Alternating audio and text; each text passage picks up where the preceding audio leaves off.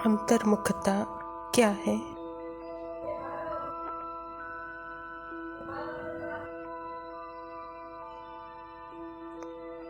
अंतर्मुखता के साधना से ही आत्मा अपने आप को, अपने अनादि अनंत अविनाशी सत्य को जानती है।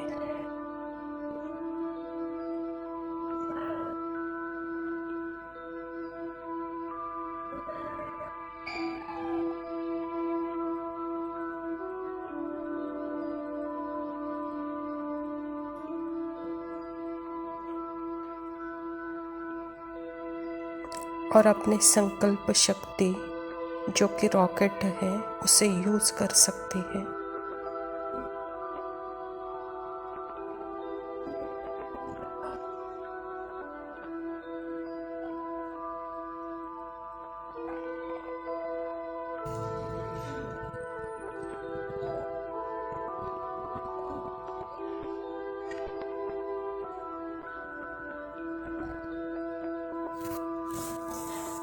एग्जाम्पल है, ट्रेन को आते जाते कौन देख सकता है?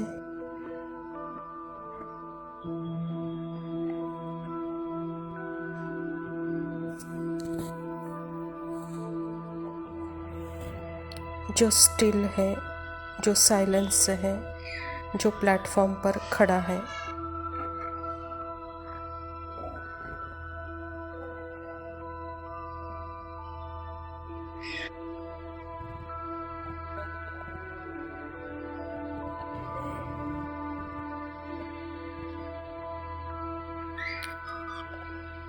क्योंकि स्टिलनेस से ही आते जाते संकल्प,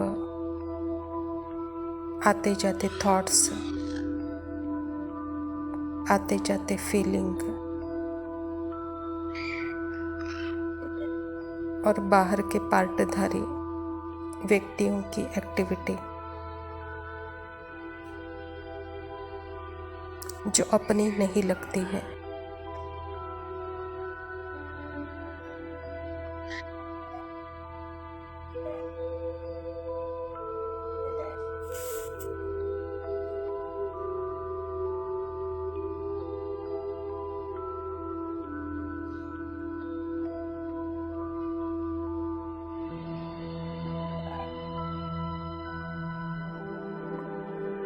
यह संकल्प, फीलिंग, थॉट्स यह परिवर्तनशील है। वह तो मैं हूँ ही नहीं।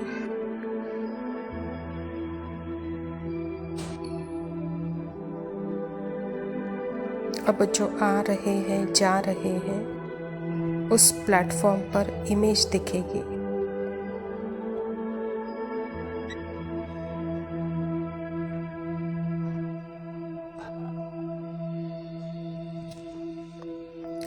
लेकिन जो खुद ट्रेन के साथ है उसको लग रहा है मैं जा रहा हूँ, मैं आ रहा हूँ, उसे यही रेट लगेगा।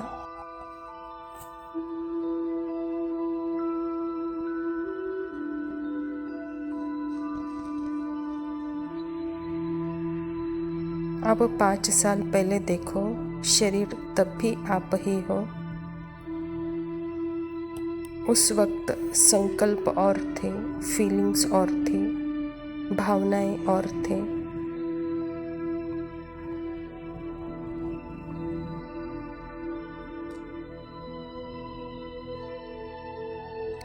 जैसे बहुत सारी फोटोज को साथ है में लगाकर एक कहानी बनाते हैं।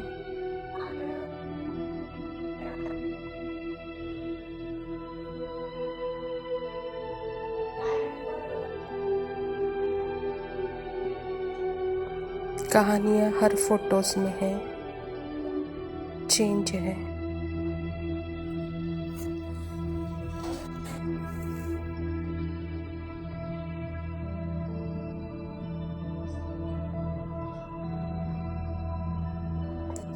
लेकिन आप चेंज नहीं हुए।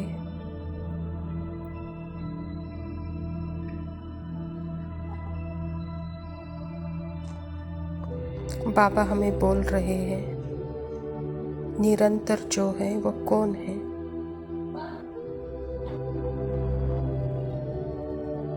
तुम निरंतर हो।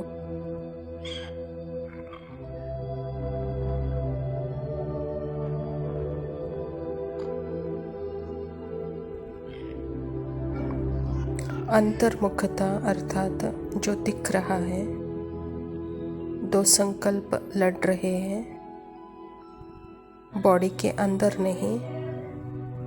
यह बॉडी भी एक संकल्प है, तो यह संकल्प बड़ा मोटा संकल्प है, और उस मोटे संकल्प के अंदर दो छोटे संकल्प आपस में लड़ रहे हैं।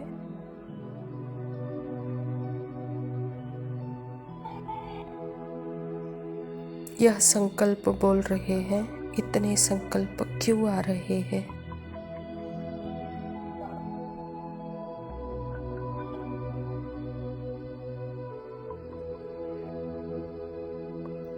आत्मा बाबा के साथ साइलेंटली बोल रही है, सीजन है इसका, पतझड़ है संकल्पों का, कहानियों का, जो पर्सन ने क्रिएट किए हैं।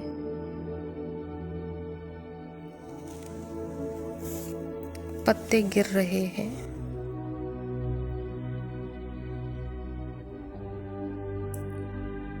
तू देख, लेकिन तू नहीं गिरेगा।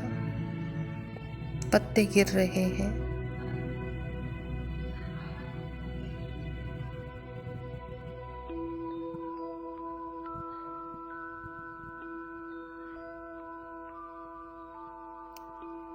कहानियाँ बदल रही है, फीचर्स बदल रहे हैं, फीलिंग्स बदल रही है। तू नहीं बदलेगा।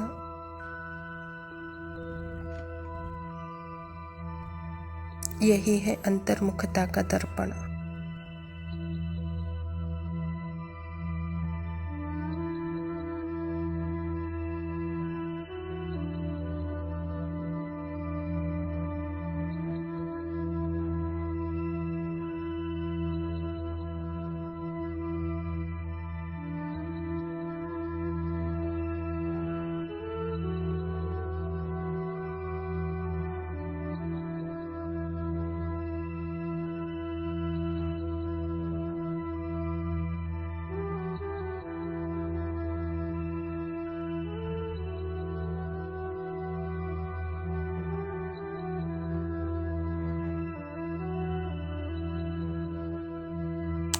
ओम शांति। प्रातः मुरली बाप दादा मधुबन। मीठे बच्चे, तुम बेहद के बाप से बेहद का वर्षा लेने आए हो। यहाँ हद की कोई बात नहीं। तुम बड़े उमंग से बाप को याद करो तो पुरानी दुनिया भूलती जाएगी। स्वयं परमपिता परमात्मा शिव बाबा प्रजापिता ब्रह्मा के तन में आकर के यह ईश्वरीय विश्वविद्यालय की स्थापना की है, और परमात्मा पिता हम बच्चों को कहानी सुनाते हैं।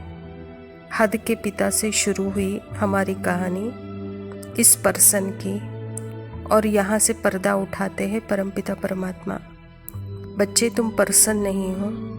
पर्सन बनकर हद का पार्ट प्ले किया, लेकिन अब हद में रहते अपने बेहद की स्मृति में रहो, तो बेहद का बाप भी मिलेगा, दिखेगा, और बेहद का वर्षा भी मिलेगा। प्रश्न है, कौन सी एक बात तुम्हें बार बार अपने से घोट घोट कर पक्की करनी चाहिए? उत्तर है, बाबा कहता, हम आत्मा हैं, हम परमात्मा की संतान हैं।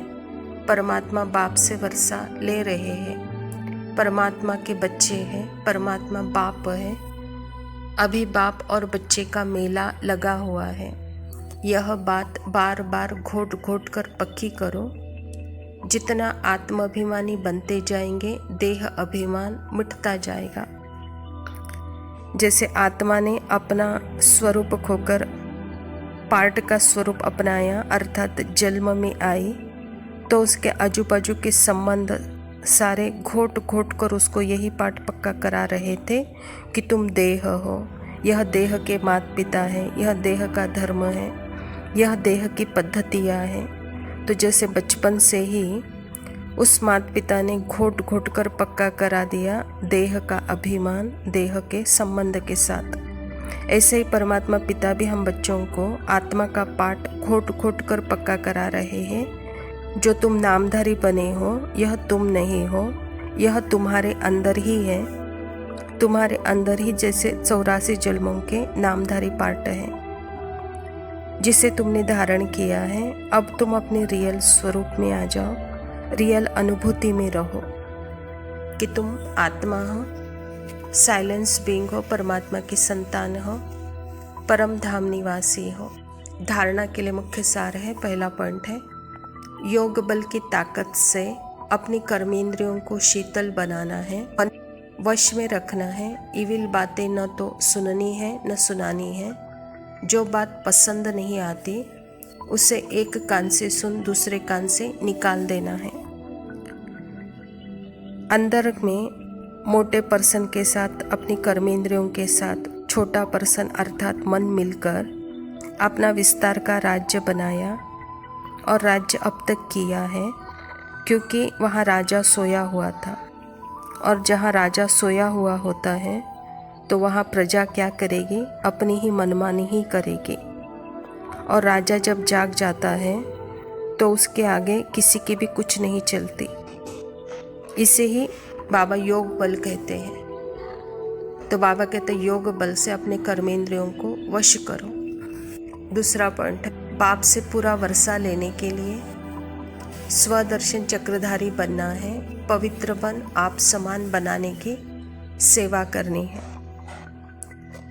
स्वदर्शन चक्रधारी अर्थात ही स्वदर्शन यानी पर्सन से डिस्टेंस है, पर्सन के साथ ऑब्जर्वर है, पर्सन पर जैसे एक आँख है। पवित्रता अर्थात दूर रहते भी उस पर्सन को अपने जैसा बनाना है। इसे ही स्वदर्शन चक्र पवित्र आप समान बनाने की सेवा कहता बाबा। वरदान है मुरली के साज द्वारा माया को सरेंडर कराने वाले मुरलीधर भव। बाबा कहता मुरलियाँ तो बहुत सुनी है, अब ऐसे मुरलीधर बनो जो माया मुरली के आगे न्यौछावर सरेंडर हो जाए। मुरली के राज का साज अगर सदैव बजता रहे तो माया सदा के लिए सरेंडर हो जाएगी। माया का मुख्य स्वरूप कारण के रूप में आता है। जब मुरली द्वारा कारण का निवारण मिल जाएगा तो माया सदा के लिए समाप्त हो जाएगी। कारण खत्म अर्थात माया खत्म। परमात्मा की मुरली जब हम सुनते हैं तो बाबा कहता है कि बच्चे वहाँ परमात्मा की मुरली के साज से माया जैसे सरेंडर हो जाती है, क्योंकि माया अर्थात ही इस पार्ट की अनेक प्रकार की कारणें, अनेक प्रकार के विघ्न, अनेक प्रकार की परिस्थितियाँ, और उसका निवारण मात्र मुरली से ही मिलता है। तो इसलिए बाबा कहता है कि यहाँ कारण खत्म होता है और माया खत्म होती है, तो वहाँ निवारण मिल जाता है। स्लोगन है अनुभवी स्वरूप बनो तो चेहरे से खुश नसीबी की झलक दिखाई देगी। अच्छा मीठे मीठे से खिलते बच्चों प्रति माता पिता बाप दादा का याद प्यार और गुड मॉर्निंग। रूहानी बाप की रूहानी बच्चों को नमस्ते। हम रूहानी बच्चों की रूहानी माता पिता बाप दादा को याद प्यार और नमस्ते। लव यू पापा, शुक्रिया, ओम शांति। तुमसे